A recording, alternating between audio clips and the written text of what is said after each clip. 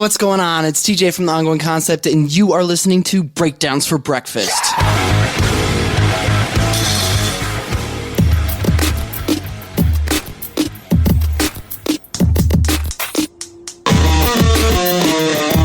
Good morning. Welcome back to another episode of Breakdowns for Breakfast. I am your host, Danger, and joining me is a fellow that I cannot properly break down an album without, Monster. Say hi, Monster. Yo, yo.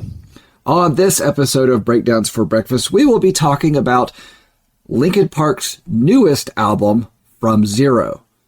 From Zero was released February 15th, 2024. Now, No, it wasn't. November 15th, 2024. You said February. Oh, yeah, not February, November 15th, 2024. And as of recording this, it is November 19th. So we've only had about 4 days with this album. And This is the fastest turnaround we've ever done. Absolutely. And I say about because I know you were probably waiting for it at midnight. And I don't think I listened to this until like the day after. And I really only sat down, I want to say probably maybe last night, 2 nights ago. I don't know, kind of all runs together to really listen to this album and absorb all of it. Like I've put it in the background a few times. So this is a little bit fresher of a take than we normally have on an album for sure. So anyway, Monster, you have been I would say lifelong, but they haven't been around as long as you are alive, but you have been a longtime fan of Linkin Park. I see you're even wearing a Meteora t-shirt. Yes, from their 2003 tour. Who were they with? They were the headliner, and course. the openers were Story of the Year, Hoobastank, and POD. Right. So where are you with this one? So I'm going to be, I don't want to get in the weeds with my history of Linkin Park and how much I love them and stuff. I sort of did that on our YouTube little thing when they first announced Emily Armstrong and all that. Right. And I also, I kind of, when preparing notes and stuff, I kind of was thinking, what can I say that I haven't already said? You know, I wanted to make sure I wasn't repeating myself from the video that we did. Exactly. So I feel like for me personally, if you want to hear my Linkin Park story and my initial thoughts on Emily and all of that, you can watch that YouTube video. Obviously, as we discuss this, some of those things will come up, but I don't want to get bogged down in that. I really want to talk about this album and these songs specifically. So to get all of that out of the way, I kind of love this album. Okay. I'm not going to disagree with you. I don't hate this album. I think this is a fun album, but I don't think this is a Linkin Park album. No, I disagree wholeheartedly. Okay. This is the most Linkin Park album Linkin Park has put out since Meteora.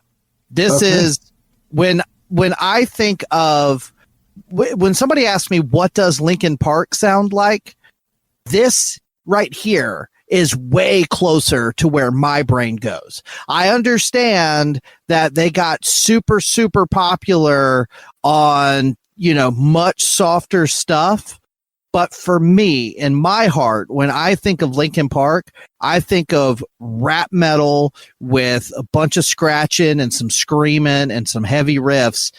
And that's what this is. All right. So before we go too far that direction, let's talk about this title, From Zero.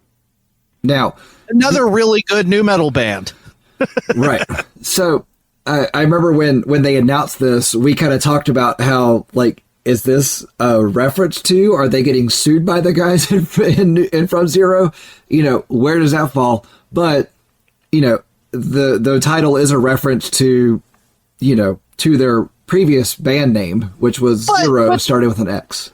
Yeah, which is why I thought they should have spelt it that way, From Zero. I agree.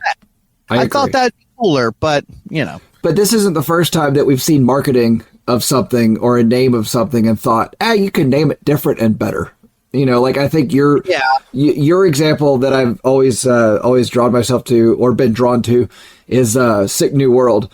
Should have spelled it Sick in You because it was much more of a nu metal thing in the beginning. It's not as much this time around. We saw the lineup and not so nu metal, but still. Okay. So references the band's original name, Zero, which is the X, and then also references a beginning. Yeah. So, yeah. which, you know, we'll get into that a little bit more. But I'm going to stick to, I think this is a good album. And I actually say this in my closing statement some, but I think it's a good album, but I don't think it's a good Linkin Park album. There are Linkin Park touches all throughout this album, which it's really hard not to. So, you know, we've got the full band back together, minus Chester. And so we've got Mike Shinoda, Brad Delson, which they produced the album. They were co-producers. There was other people that were doing production on the album, but just on tracks. But they produced all tracks on the album, which I thought was kind of neat. I always like it when the band or members of the band are producers. So then we have... Go ahead. Sorry. Well, I was just going to say, Mike Shinoda and Joseph Hahn, they've produced, or at least been part of the production on pretty much everything they've ever done. Yep. And I know that their new drummer, Colin, he is also a producer. That's how him and Mike met. But he helped produce the record as well and helped produce the new 311 album. But please continue. Cool. So we have Colin Britton, who also is a co-producer, but he is a drummer, or he is the drummer. Then we've got Dave Phoenix Farrell on bass, Johan on programming, and then the newest member, Emily Armstrong, on vocals, which I did get a little tickled out of looking at the lineup and seeing what everybody was doing, because everybody's got at least 2 jobs, except for Emily, which is kind of expected. Well, Chester only had 1 job too, and... to make it better. Yeah. Yeah. So, because I honestly think, and we'll get into this as we go, but Mike Shinoda is talented. He's got a good voice. He's a great lyricist. A lot of those really impactful lyrics that Chester was singing, Mike wrote a lot of those. So I don't want to take anything away from Mike. I think he's great. But there's a couple parts on this album where he tries to sing, and I said some stuff in that video about Emily Armstrong, and I'm not going to necessarily retract it, but living with this album for a few days, I do feel a little bit differently about her and her voice. So I'll just say, Mike, you have a badass singer over here with a ton of range. Let her do her thing. I understand you still want to do your thing, and most of the time it works, but yeah, he's great, but I wish he would sing less. So this would be kind of interesting because you've listened to a lot more Linkin Park than I have. You know, yes. I think that should be, you know, known by the intro of your bigger Linkin Park fan, but, you know, correct me if I'm wrong, and I'm sure you will, but it seems like Mike is doing more vocally here than he has for a good chunk of Linkin Park. It seems like he's doing more than he would have been able to in the past. Now, that's not to say that Chester was holding him back, but I kind of feel like he's kind of taken, you know, he's kind of put his elbows out and you know, made a little bit more noise. So if you actually go way back to like Hybrid Theory days, Mike was the singer or the vocalist, and then Chester came in after they kind of had the ball rolling. Yep. This has always kind of been Mike's band. Okay. And because Chester had that incredible, like, ear-catching voice, he sort of became more of the face of the band. And I think Mike was cool with that, because Mike always liked doing programming and like a lot of the behind-the-scenes stuff. So I think he was pretty cool with not being the front man per se.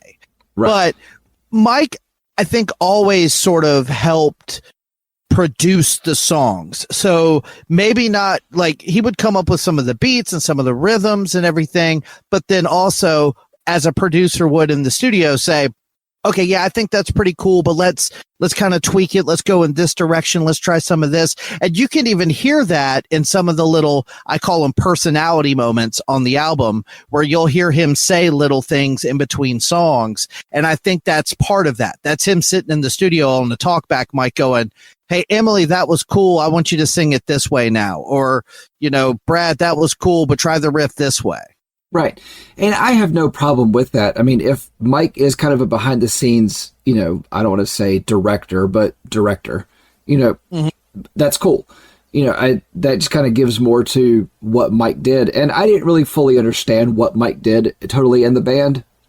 You know, like I said at the beginning, not nearly as big of a Linkin Park fan as you are, But I think that's a cool move. One of the things that has always been really interesting about Linkin Park, even from Hybrid Theory and Meteora days, was everybody in the band was very hands-on with what they put out. Joseph Hahn, the quote-unquote DJ, he also directs all the music video. Okay. He's directed music videos for a lot of other bands as well, and he directed the music videos that are off of this album already. So there's a lot of multi-talented, multifaceted musicians in the band.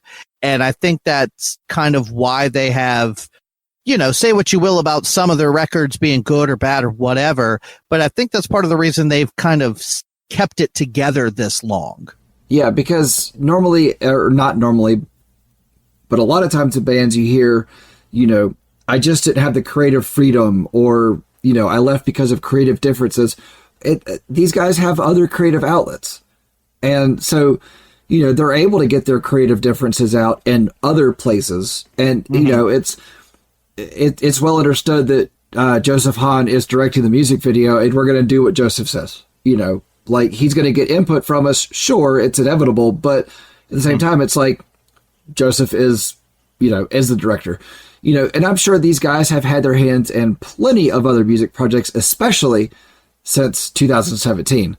They've had to keep going. And I feel like Brad Delson, no longer a touring member of the band, I don't know. Have they said who they're getting to tour? Have they gotten somebody of note, or have they just put a studio musician up for the big leagues?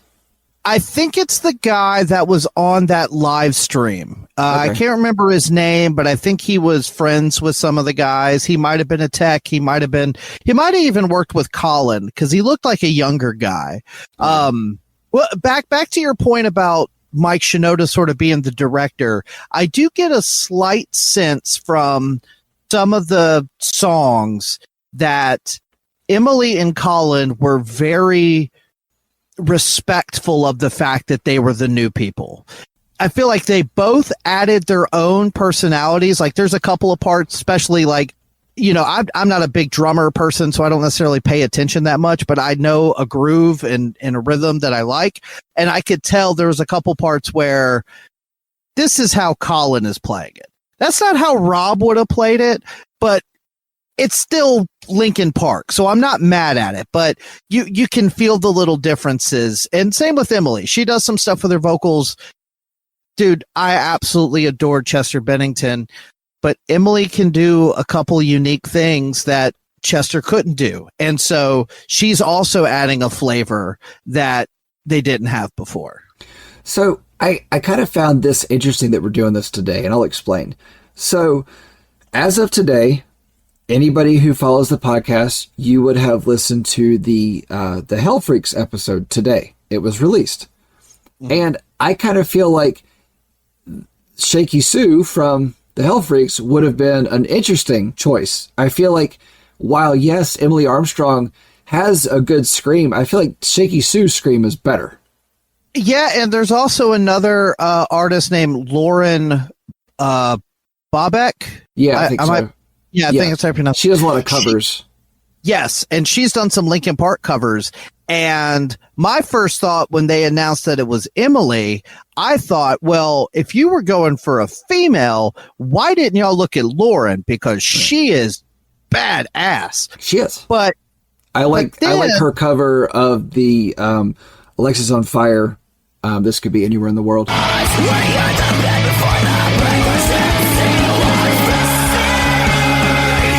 She also did some Issues covers, which got my wheels turning, but that's for another day. I just think that live performance where they brought Emily up there and they basically did Linkin Park songs like that we all knew and stuff. I don't want to say it put a bad taste in my mouth, but it gave me the wrong first impression. That's and fair. I almost wish I hadn't watched it, because had I heard her do Her on this album and then heard her do One Step Closer and Crawling, I would have felt differently.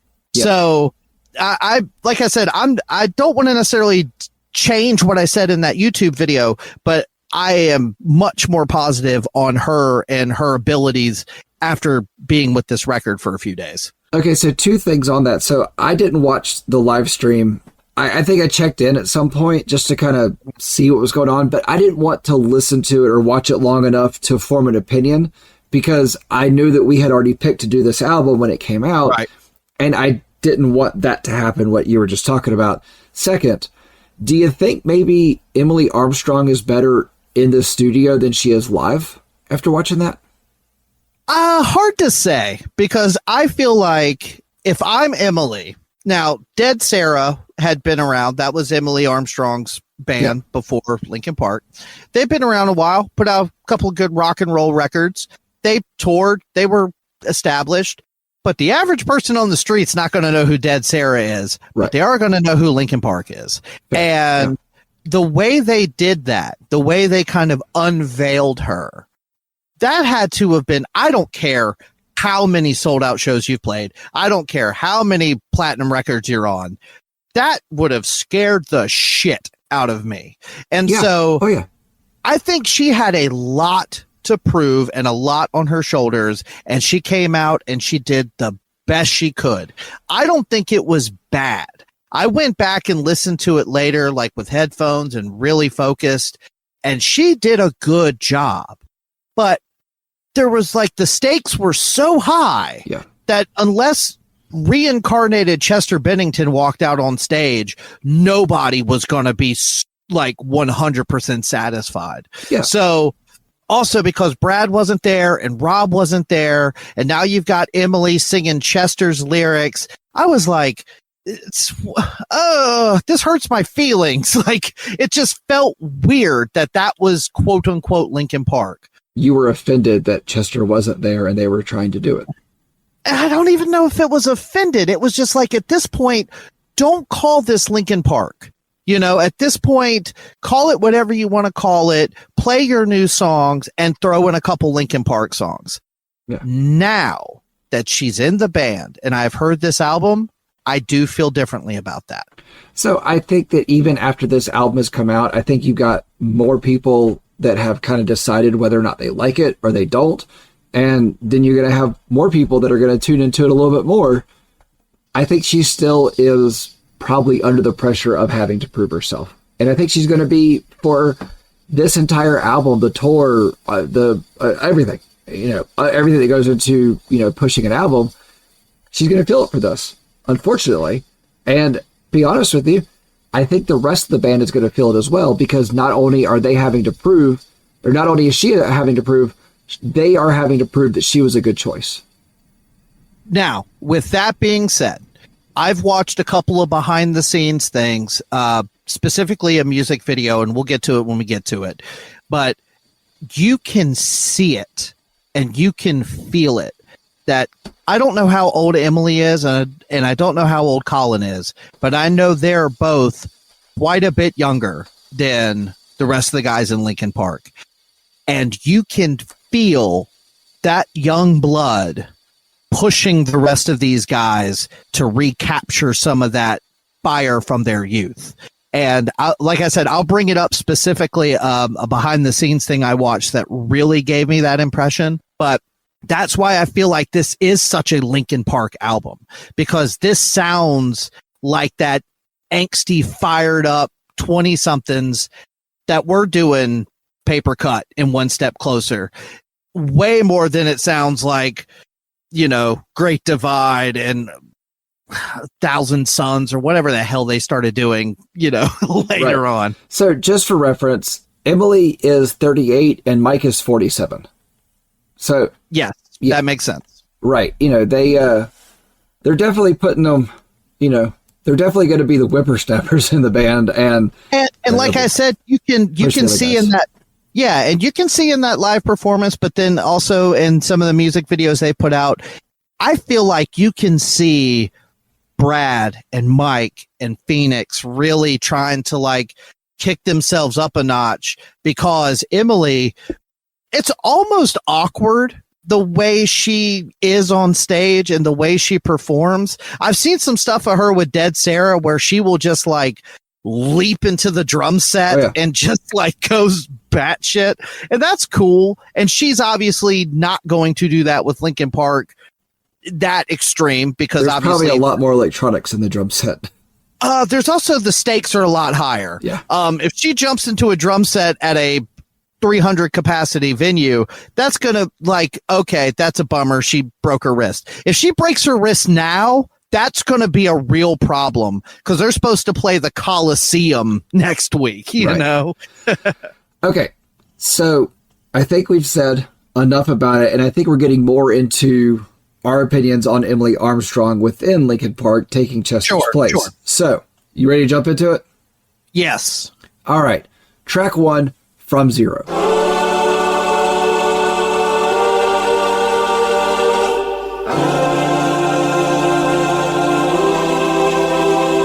This is just kind of a little angelic vocal harmony suggesting they're born again, basically.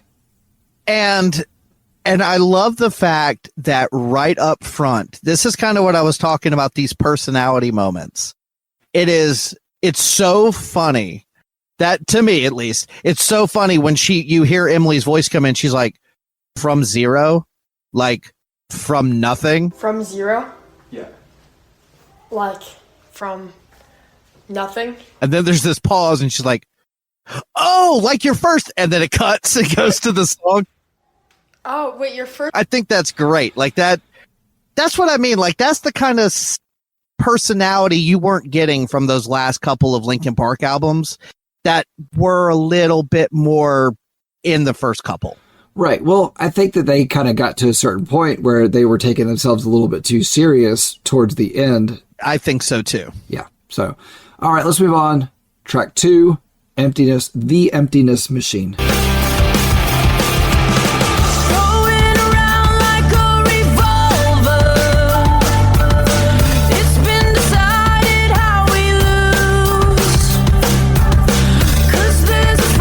So when I first heard this was the first single. This was the first song they played on that live stream. Yeah. I was kind of indifferent to it because it didn't wow me. And I wanted the first thing I heard to wow me. But now that I've been with this album for a few days, and you said, you listened to it a handful of times.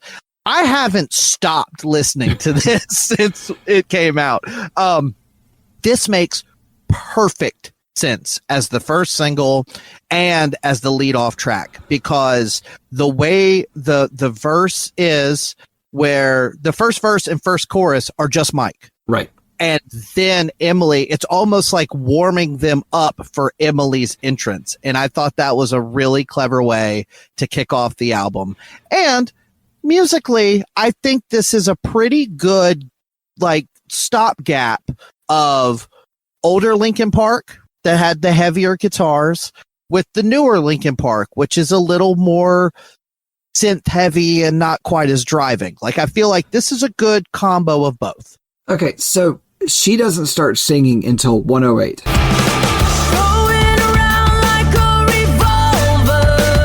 And it's to go along with what you're saying, it's like they wanted to kind of establish the sound that was going to happen and almost introduce her into what was going on.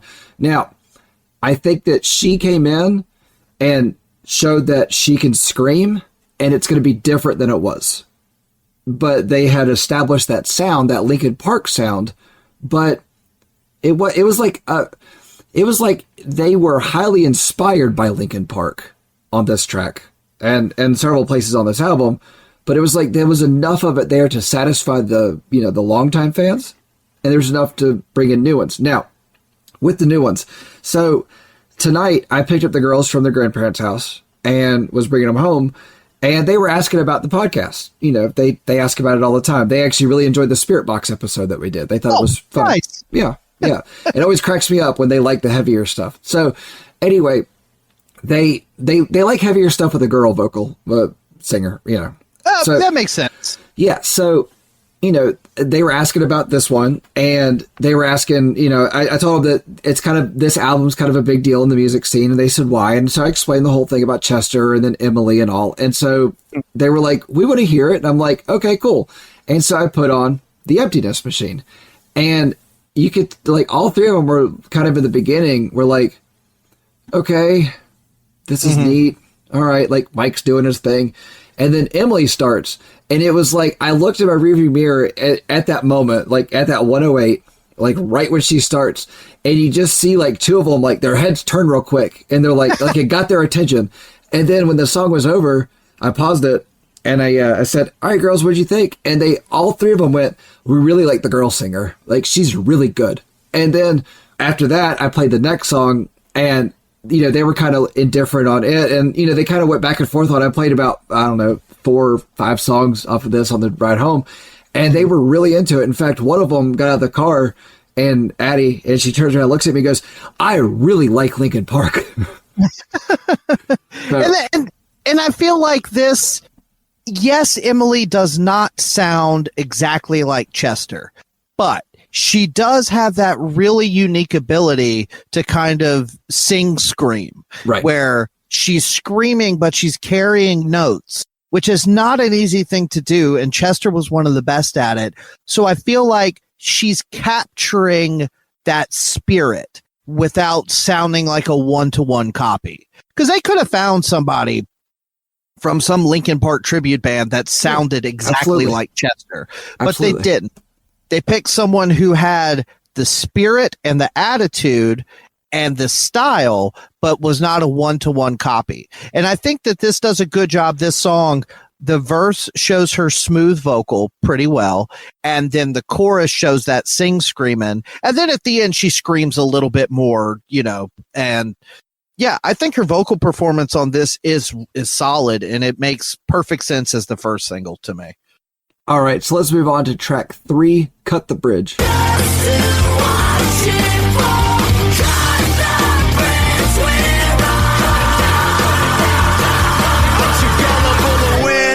A way to choose. Grew up thinking trying meant you never really lose. I'm letting you take lead on all these tracks because yeah. So I like this one too. You know what? Let's just forgo that. I like every song, so we'll just go with that.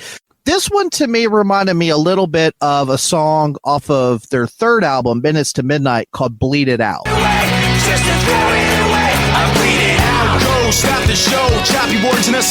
And Minutes to Midnight is an interesting album. I've gone back to it several times. That is the shift. That is the album that they went from the rap metal band to, we want to rock, but we also want to be U2 and be around for 100 years. So you can even feel it on the album. Like, the first half of the album rocks way harder than the back half. It is a perfect transitional record. So anyway, I say all that to say, this is another one that kind of captures some of the old vibe while still having some of the new vibe to it as well. So it's funny you say all that, because I put down the note, it's very 90s, but it's later than 90s. It's almost like an updated 90s track. And it makes sense that it would be like that period in there, because it's like they're still trying to give us an older sound, which I did feel in this. And it's funny you say the, what was the track you just said a second ago? Bleed It Out. Bleed It Out. Yeah. Like, I heard this and I thought, this sounds familiar. Now, that snare in this track is relentless, and it's EQ'd a little too high for me. Like, I need it to be pulled back a little bit, but it does do a good job of kind of distracting us from Shinoda's quote unquote singing that he does on this one, which hurt me.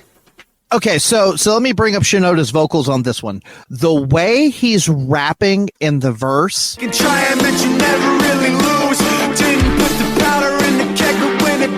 is what I'm talking about.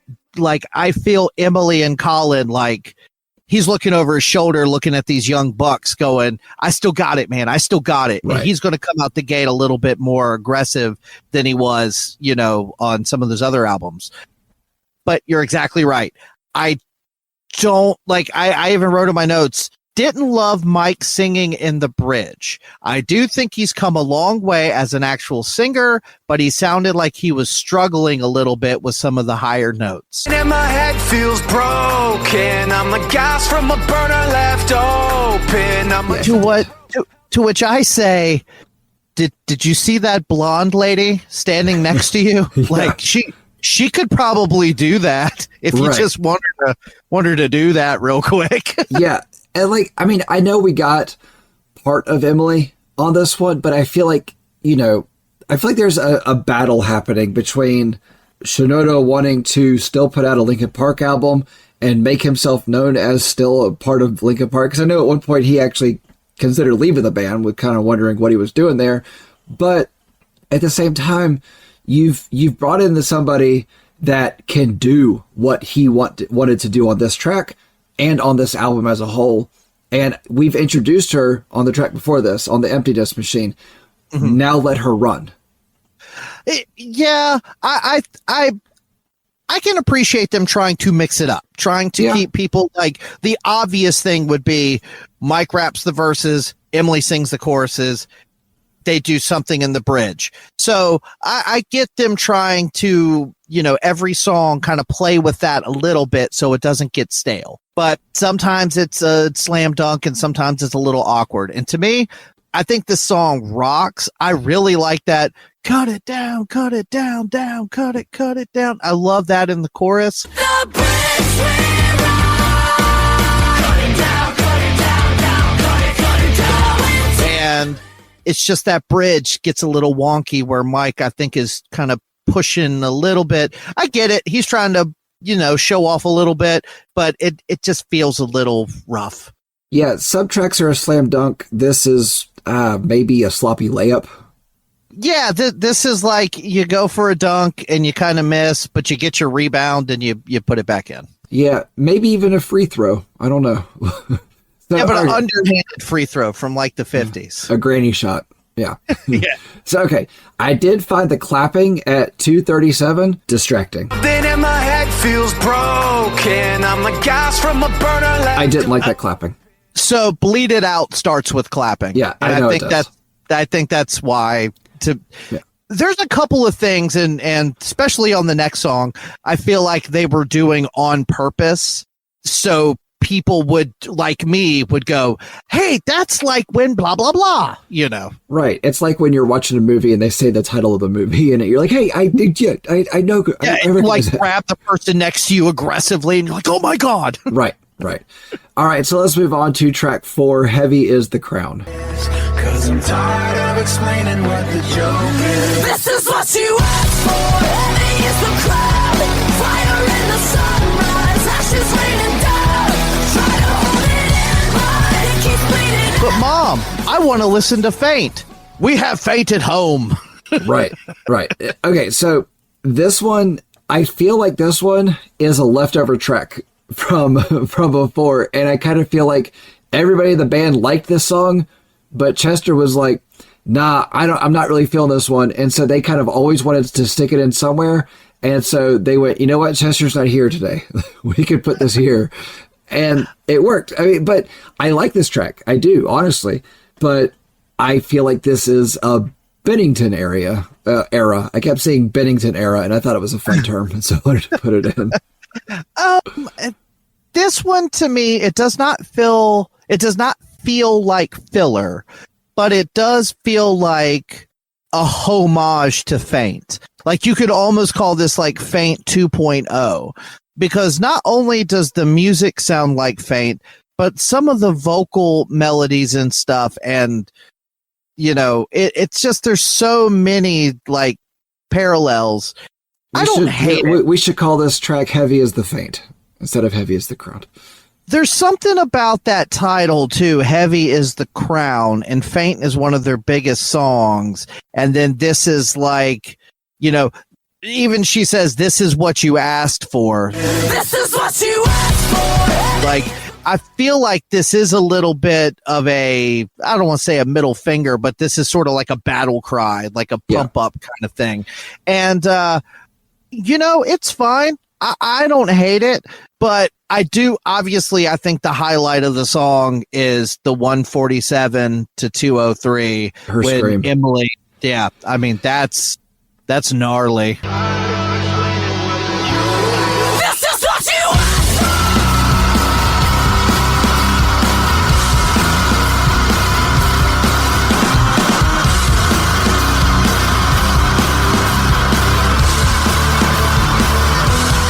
Yeah, I actually have that same note in my notes as well. She has an impressive scream at 147, and I feel like that was her going, I'm not Chester, but I can do this too. Exactly. And, studio magic they call it magic for a reason. That could be multiple things, but the way she breathes at the end of that scream and then goes back into the chorus, I have no reason to believe that that's not one take. This is what you asked for. I get the impression, especially vocally, both her and Mike, there's not a whole lot of tweaking because they want to show they knew that was going to be the biggest hurdle coming out as quote unquote Linkin Park. You don't have sort of the voice of the band anymore. How are you going to overcome that?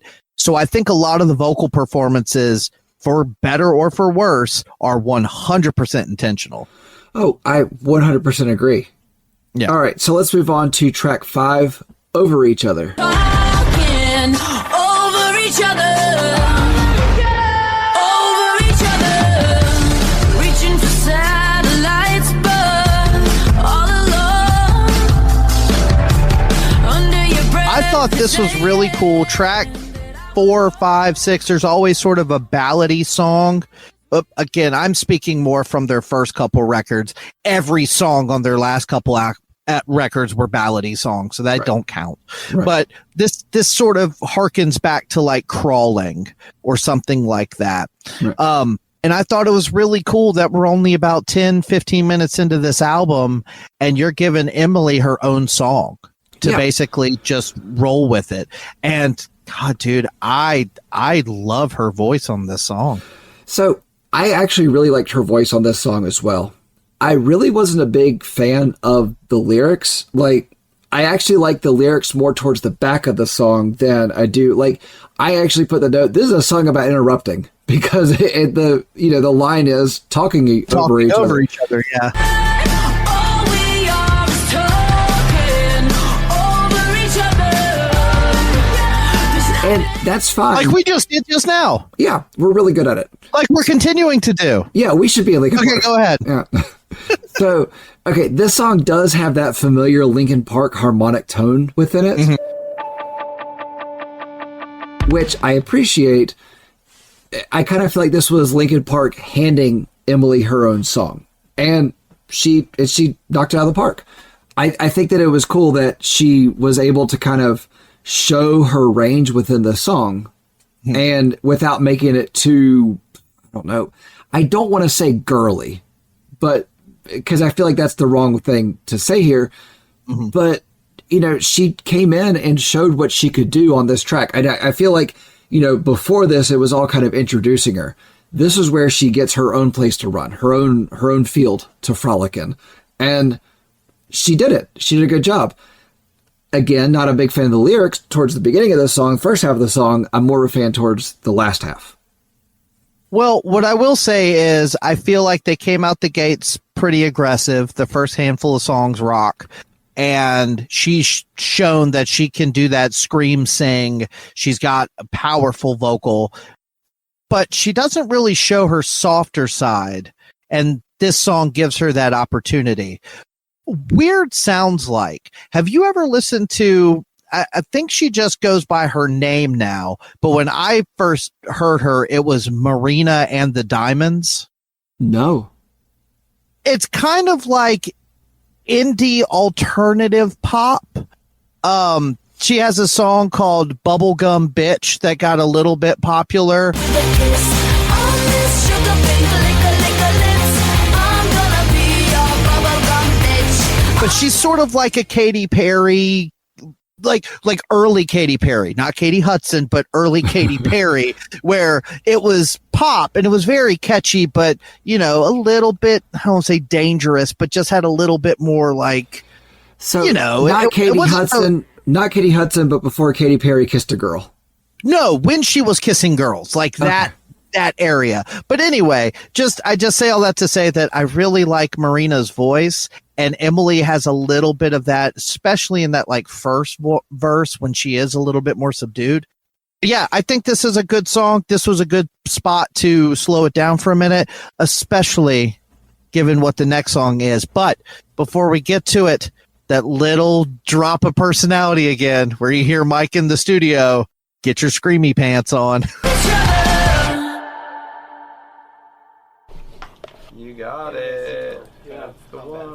Okay, get your screamy pants on. Yeah, I did appreciate the screamy pants, and I kind of want to work screamy pants into my vernacular because I did think it was a fun thing. Okay, so something I put was, I feel like this was like if Hailstorm was trying to be Linkin Park but better. Oh, interesting. I didn't even think about them. Yeah, a little bit. I can hear that. All right, go on with what you were saying. I'm sorry, I wanted to get that out before I missed it. No. I was just going to piggyback off of Screamy Pants. Get your Screamy Pants on does not sound like something Mike would have said to Chester in 2017. No, like it does that, not. Like that doesn't. What was that last? I think when the album girls get upset and start yelling, I'm going to call it, they got their screamy pants on. Yeah, like. So on that last album they did, shoot, hold on. Sorry, I don't mean to derail us here. There's One Last Sunset or something like that. Yeah. One More Light. One More Light. I was not far. I didn't get it. There was nothing like anything remotely close to rock music on that album. Oh, yeah. And so to hear Mike sitting there, like I can see him. Like, and that's the thing is I loved this band so much when I was a kid that as soon as I heard that, I could see his goofy face smiling real big in the studio going, get your screamy pants on. Like he's having fun. They're all having fun. Right. All right. So track 6, Casualty.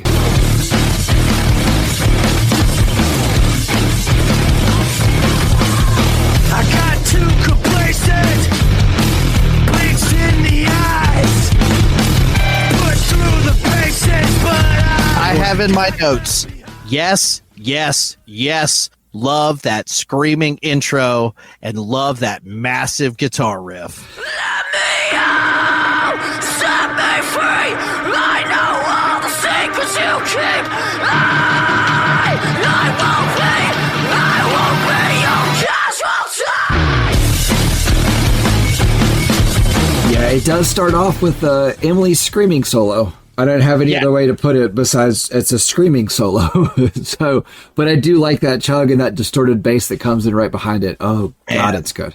Yeah. Now, so longtime friend of yours and I and fan of the show, Mr. David, we've done some of his requests. He requested Eve 6, if I remember correctly. Yes. Yeah. And he's got a couple more that I think he's going to send our way. Right, so send them on, David. He already asked me what I thought about this album, and I told him, you're going to have to listen to the episode, sir. I'm not going to tell you. But one of the things he mentioned was specifically Mike's vocals on the verse of this song. And he said, He was like, that's funky. got too complacent, bleached in the eyes. I disagree. I love what Mike is doing in the verses because you know what it reminds me of? I wonder if it reminds you of the same thing it reminds me. Go ahead. It reminds me of The Meantime by Helmet.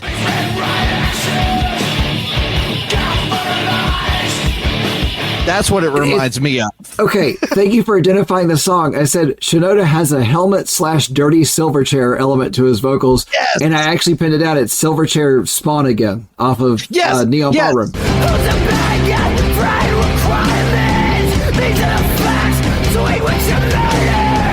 I love it.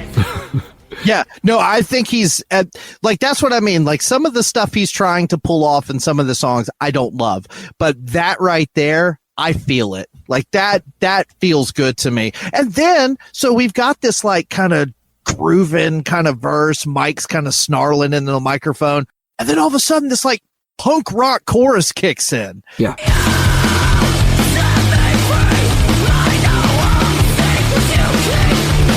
It's like, holy hell. Like this, they haven't had this kind of energy and fire in them in 20 years. Like this is awesome. So, okay.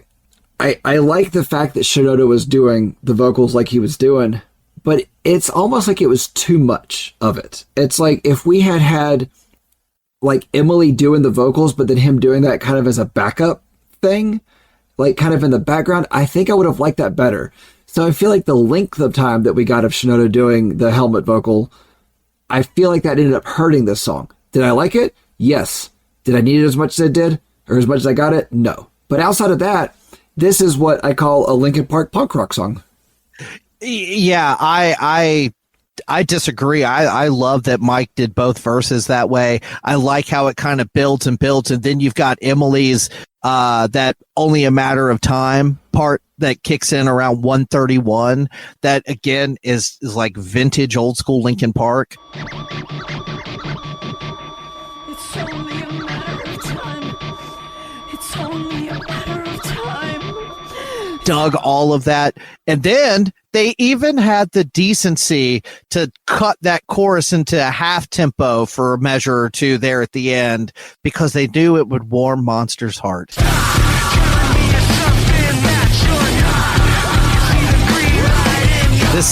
I think they made this for you. This is one of my favorites. It's not my favorite, but it's up there for sure. All right, so let's move on to talk about track 7, Overflow. I can feel the pressure coming, and the will to push the button. It's all the same to me.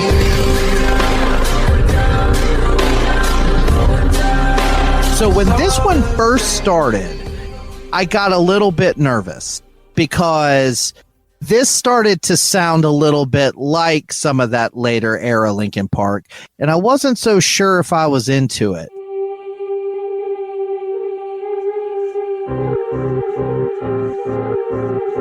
But as soon as Emily starts singing on the song, I was way more into it.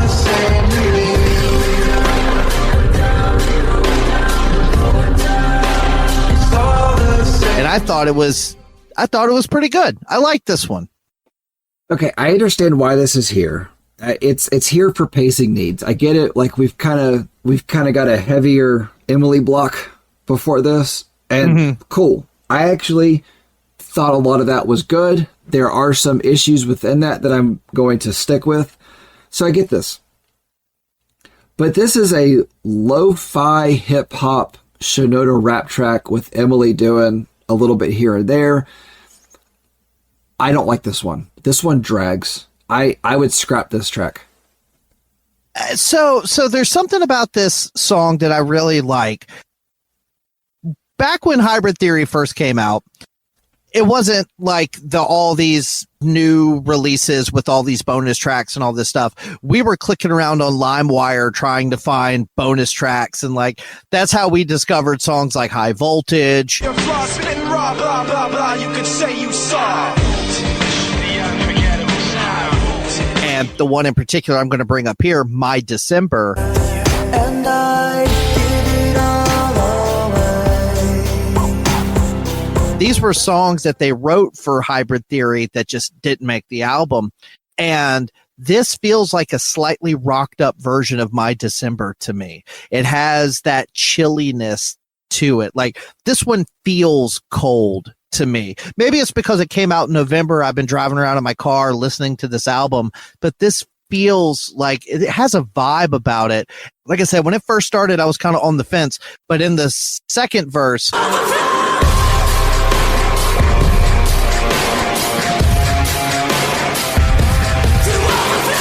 I think that like this could be kind of a dull song, but because of that energy, I like it a lot.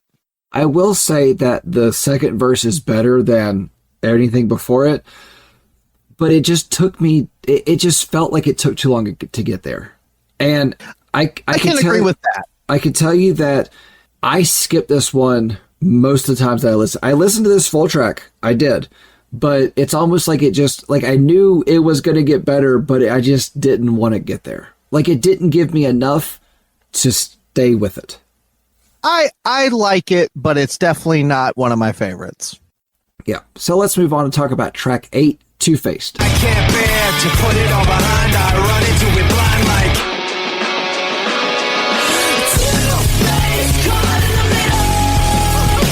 Caught in the middle. Two-day, counting to zero. So let me tell you my journey here.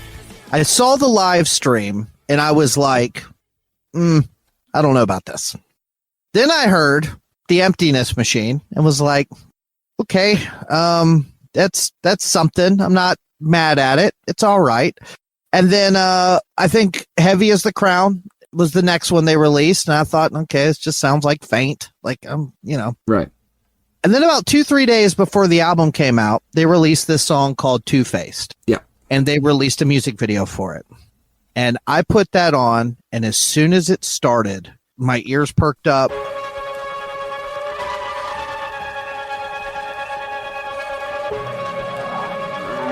And then as soon as it like kicked in, my jaw hit the floor and I said, oh my God, this feels like the Linkin Park that I loved.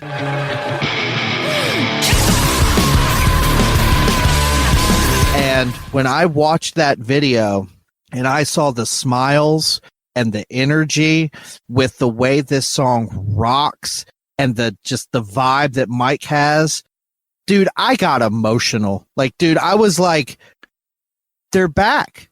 This is like my band. Like, this is the band that I loved when I was in high school, and they're here again. Like, it felt like a time machine. Dude, I can't stress enough how much I love this song.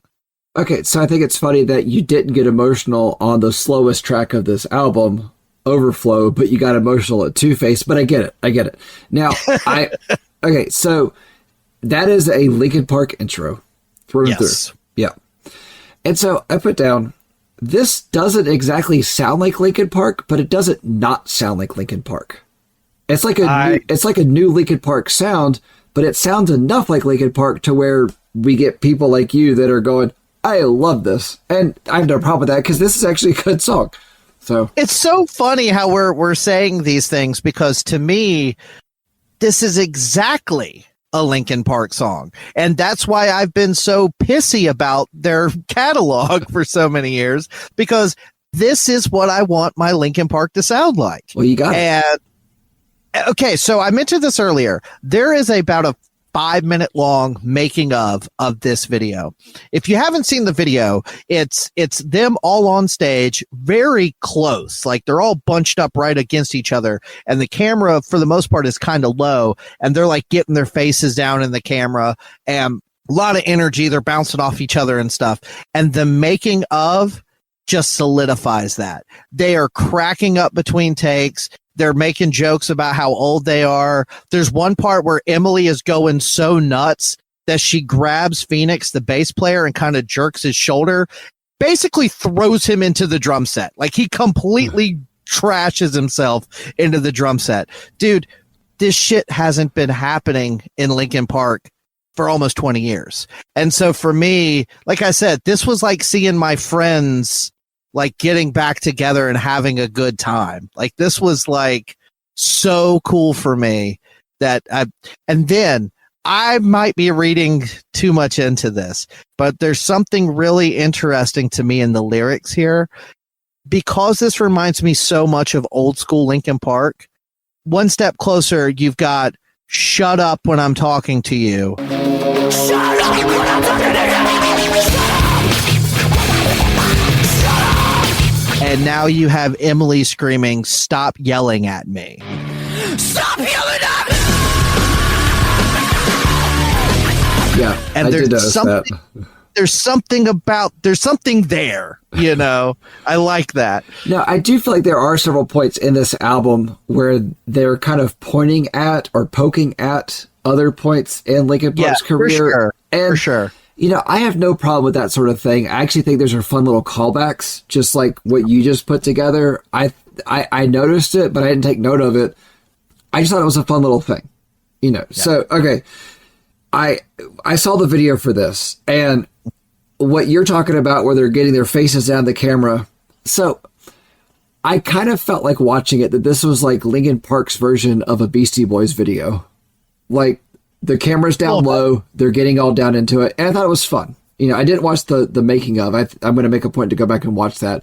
But in this song, let's talk about, of course I thought of you in listening to this album because, well, we're here and we do this show together, but it was almost like my heart warmed a little when I heard those new metal record scratches at 208.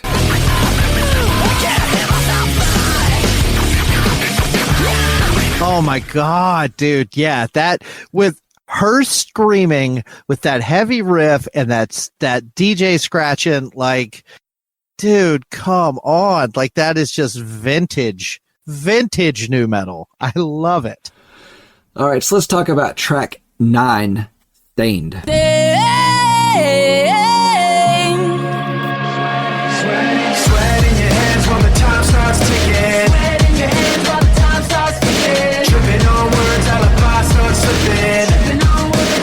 Okay, so kind of what you were saying about Overflow is sort of where I'm at with Stained. I don't hate it. I do like a lot of it, but it has this almost like Imagine Dragons AWOL Nation thing going on, and it doesn't have sort of that chilliness and darker chord progression that Overflow had. So for me, this one, again, I don't want to call it filler. I think Emily puts in a really good performance here vocally. This one didn't resonate with me as well. Okay, I'm not going to disagree with you on this. This is like the second weakest track on the album to me. It does have an interesting intro.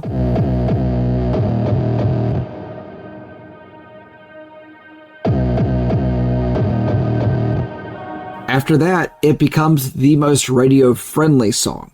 And I think it was an interesting thing when I kind of pull that together. It's like, this is not a radio song because they've definitely put out other songs that are single-friendly. I don't know.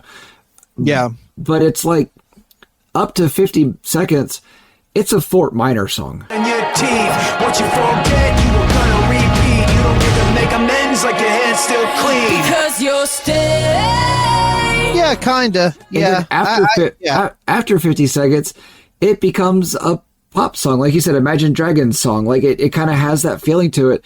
And it's like, I listened to it and I was like, this isn't bad, but this isn't the best thing here by any means. It's fine. But it feels like one more light era Linkin Park. Like it feels like that era of Linkin Park that I never resonated with. But again, you got Mike doing these singing vocals that they're just not. Again, it'd be different if he was the only vocalist, right, or if Emily wasn't so damn good. Like, yeah, if we didn't know what we could have had, it wouldn't be as bad. Yeah, so it's like, again, Mike, I get what you're going for, but just leave it to the professionals. You're so good at so many other things. You are killing it in the rap department. Do that Casualty thing a couple more times, man. Come on. That was cool. But yeah, this to me is possibly my least favorite. So like where the songs like got to at 50 seconds is where it ended at 305 seconds. Or 305. Mm-hmm. Yeah. It's like where we got to at that point, that was like the pinnacle of the song, the peak of the song. And then it just kind of stayed the same from there on out. All right, so let's move past Stained and let's talk about track 10, IGYEIH.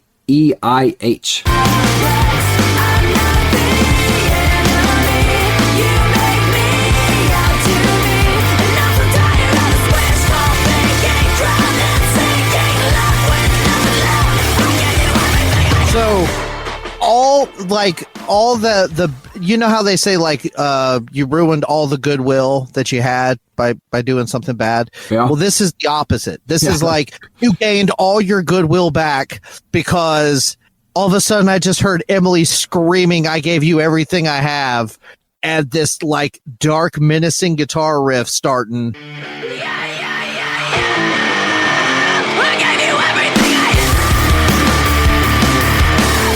And I'm like, here we go again, boys. I'm back in. All right, so I don't have a lot to say about this song because this is the best song on the album, in my opinion. It's a good one. Yeah. Sure. Now, like, you know, you have been way more positive about this album than I have been. I haven't been super negative about it, but Sure. track 10, I'm not going to say the letters again. The call I gave you all had. This is the best one. I like her screaming in the distance in the opening on this one. Yeah, that's cool. So the question.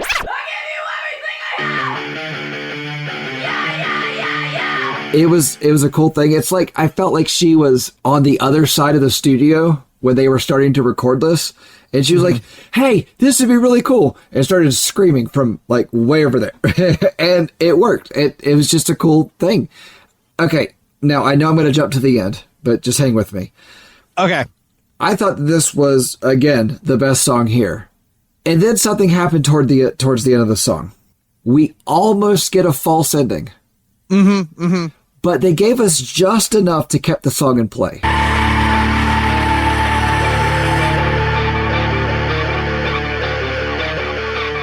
Like to keep it going. And then they come back for, I think, the biggest screamy pants part of Emily's part on this album, because she just comes back and just screams the same thing over and over and over. From now on, I don't need you. From now on, I don't need you. I didn't hate it, but I didn't feel like that part was needed. But I'm cool with it. Well, I think the vocals in the verses are great. The way that Mike and Emily go back and forth. When this happens again, and the clock keeps ticking, rules on pretend. Trying to This one reminded me of a song off of Meteora called, I think it's Figure 9. Yeah, I'm looking at the track listing now. I think that's the one. Maybe, yeah, one of the songs. But the way they go back and forth vocally, I think is really cool. She has some great melodies. Now, the one thing that keeps me from loving it, like as much as you do, is the bridge. And this is what I mentioned earlier about Rob. You know, Colin's a great drummer. We haven't said a lot about the drums, but the rhythm section for Linkin Park has always been a little bit under the radar because there's just so much going on production wise and vocally that the bass and the drums sometimes get overlooked, but it's always tight. It's always solid. And the bridge to this that kicks in around 2:48.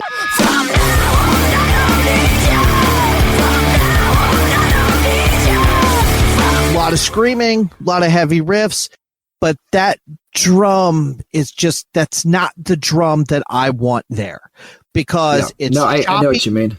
Yeah, it's fine. It fits. It's Colin doing what Colin wants, I feel like.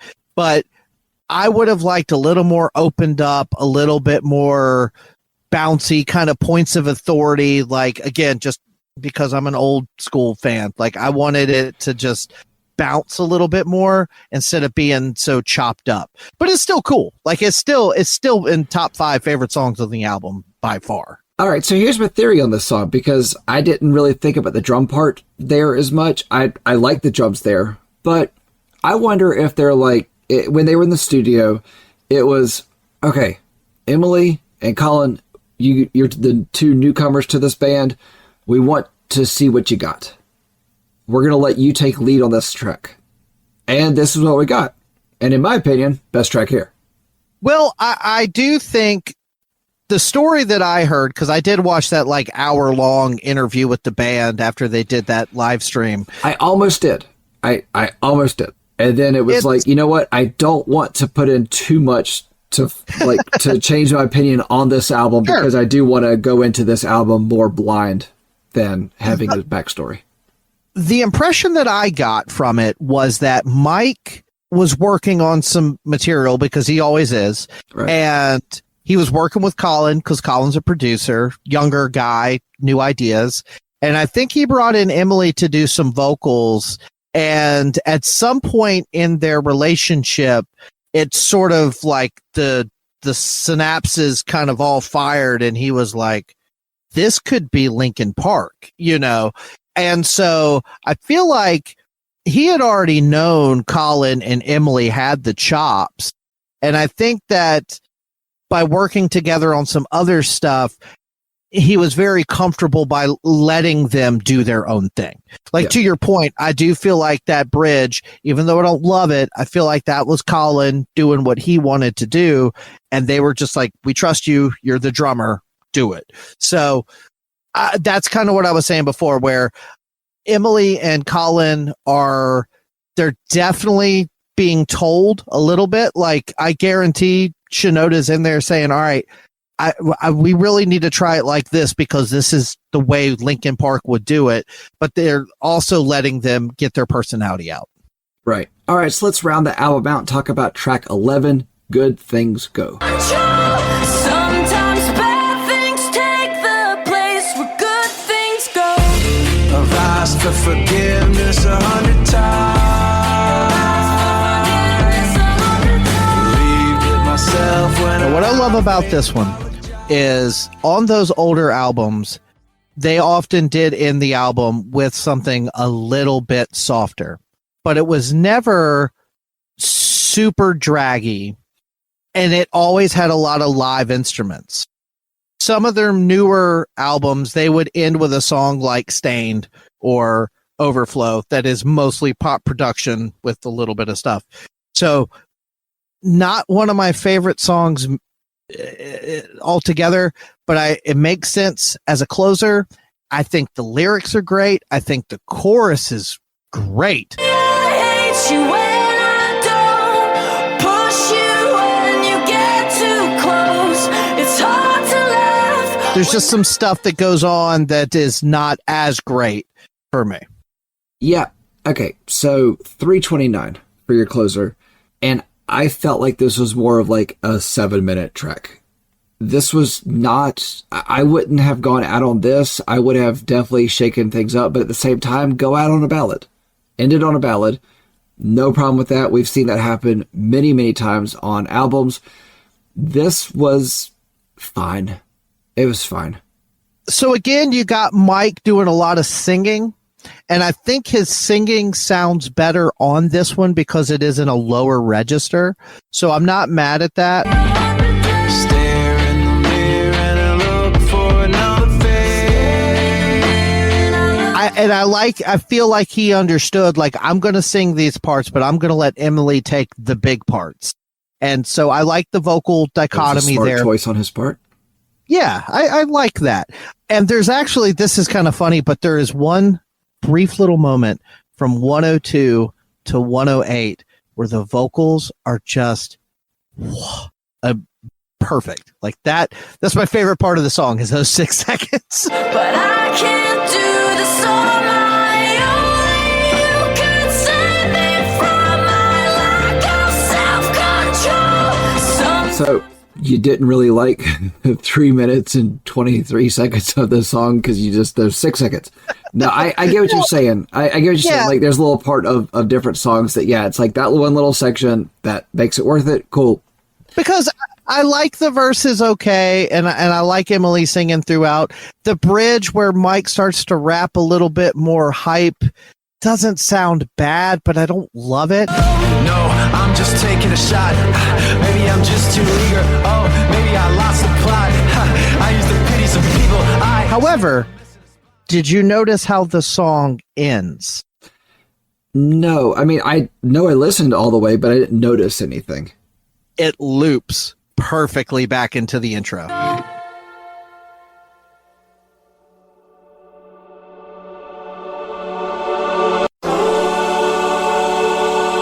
Okay. See, I didn't listen to this on a loop like that.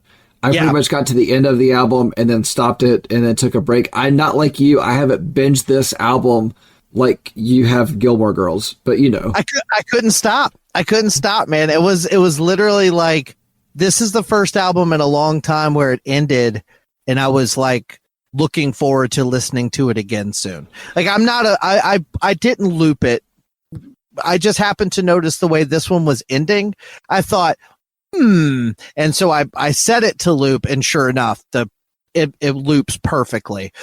Because here's the thing, it is a short album. It's only 31 minutes long, and most Linkin Park albums are in that 30 to 40 minute range. So it's not too short, in my opinion. Yeah. I didn't think it was a short album.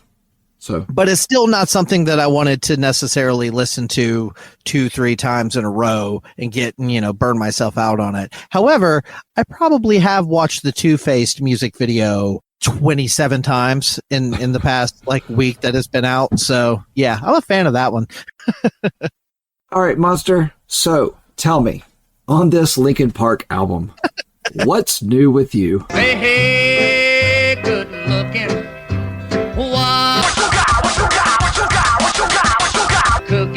On the most new metal Linkin Park album since 2003. Yeah. I gotta go with Two-Face.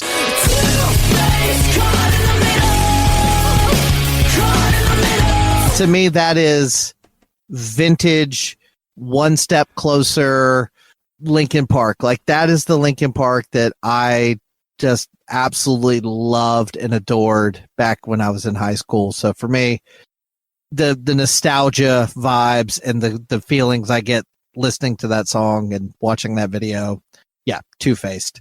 Danger, what's cooking?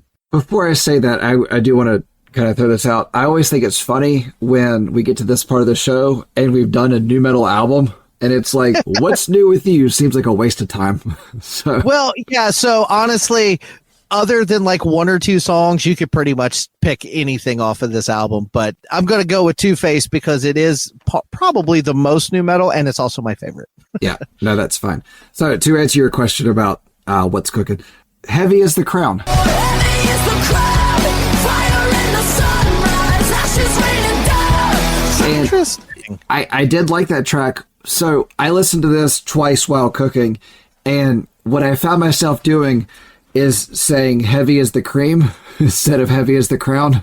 Oh, that's gross. Well, I use a lot of heavy cream in cooking, so I use it in a lot of Italian dishes and whatnot. So anyway, all right, heavy as the crown is my pick. So all right, since this has been, I don't know, 20 years in waiting for you, I'm going to let you go first. Okay.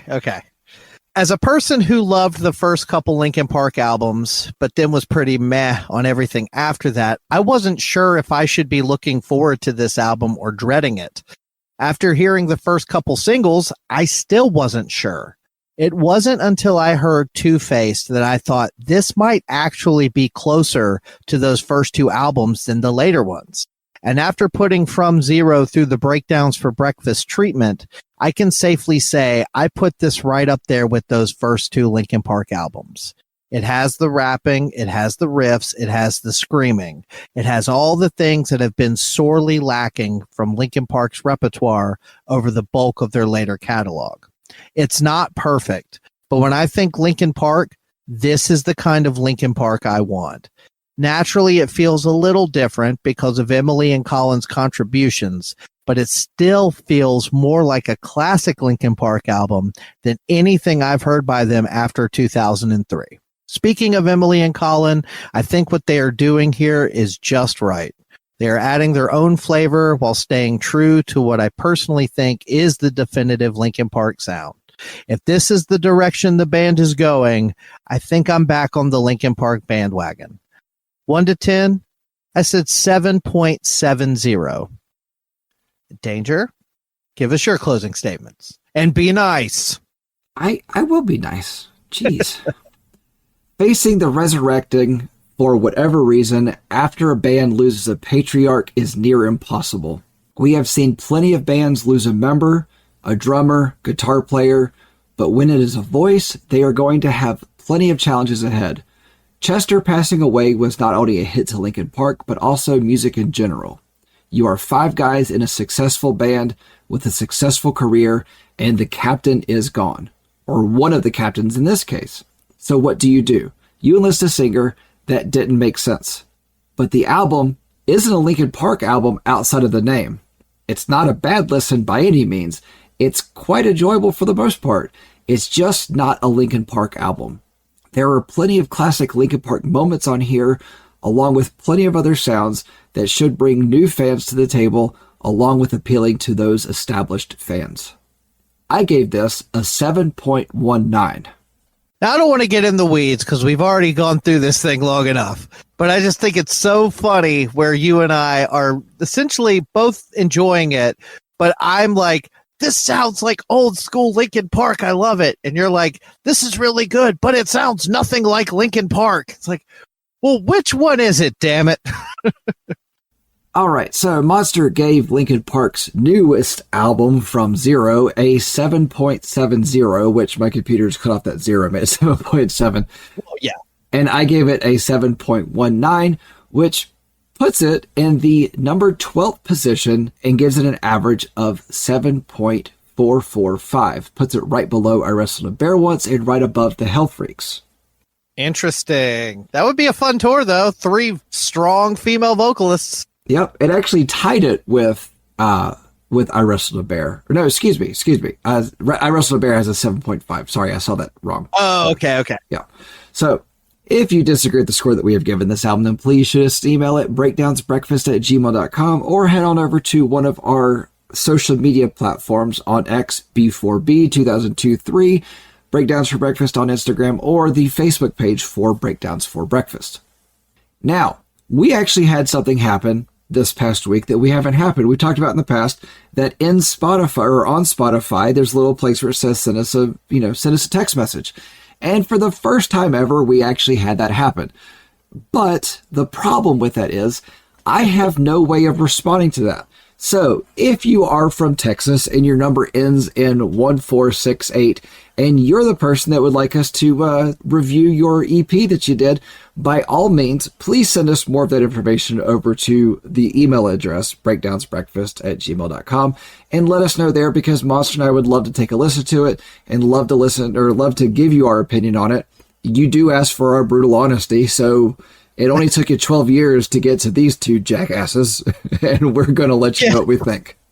God, I hope we do like it, because if you put 12 years of work into it, and like you said, these two jackasses put their jackassery all over it, I'm going to feel bad. But yeah, either email us or send us another text and just put like your name and how to get a hold of you.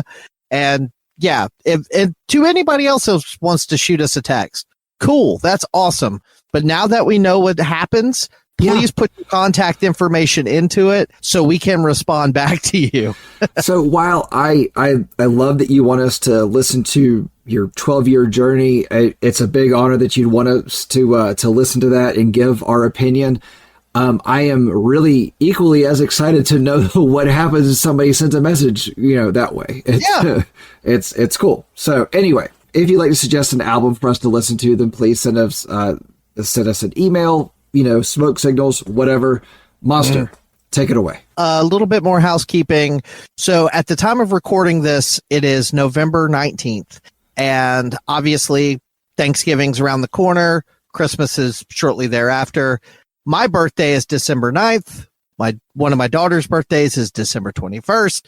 I say all that to say the next couple months are crazy for both of us. Yes. So we will be taking a little bit of a hiatus for releasing new episodes. But as we've kind of discussed in the past, we've been releasing old episodes, every Thursday.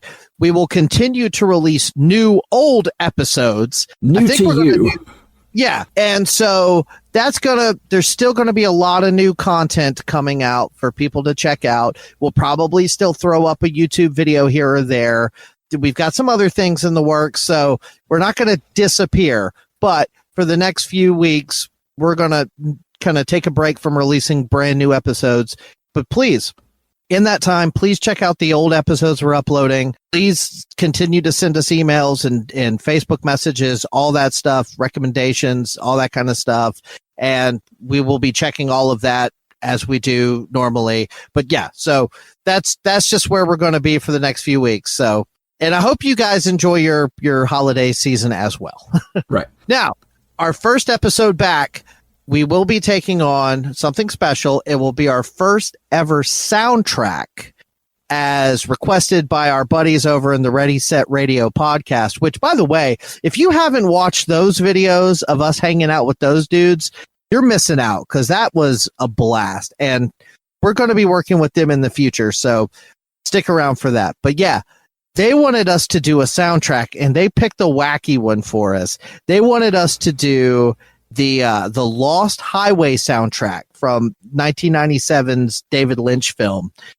Interesting album. It's got songs by David Bowie, Nine Inch Nails, Rammstein, bunch more. So when we come back, that's what you're going to get. So we'll see how that goes. I am really interested to take that one on because we've never done a soundtrack. So thank you guys at Ready Set Radio for suggesting that. And if our podcast math is right, this episode actually comes out on New Year's Eve. So I hope you all have enjoyed your holiday season, and I hope you all have a great New Year. And with that being said, Danger, I just wanted to tell you, I'm so glad you and I are still friends. See, my best friend stopped hanging out with me because I couldn't stop quoting Linkin Park lyrics. But in the end, it doesn't even matter.